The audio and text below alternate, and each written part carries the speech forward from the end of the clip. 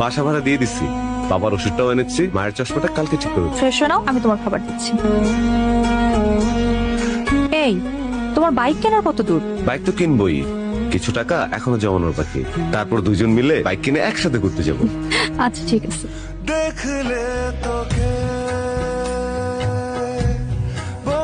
একটা কাজ করি, 1.5 লাখ টাকার ভিতরে একটা বাইক কিনে ফেলি, আর ভালো লাগছে না। কিন্তু আর কিছুদিন পরে নাও। আচ্ছা ঠিক আছে।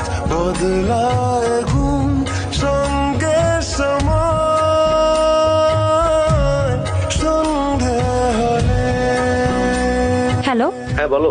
এই শোনো, তুমি একটু ইয়ামাহা শোরুমে আসো তো, আমরা বাইক দেখি। এখনো তো সব টাকা অ্যারেঞ্জ হয় নাই। আরে বাবা, বাইক দেখতে টাকা লাগে নাকি? তাড়াতাড়ি আসো। এই বাইকটা সুন্দর না? হ্যাঁ, এই বাইকটা তোমার অনেক পছন্দ, এটাই নিয়ে নাও। কিন্তু এটা কেনার টাকা তো এখন আমার কাছে নেই। চলো দুজন মিলে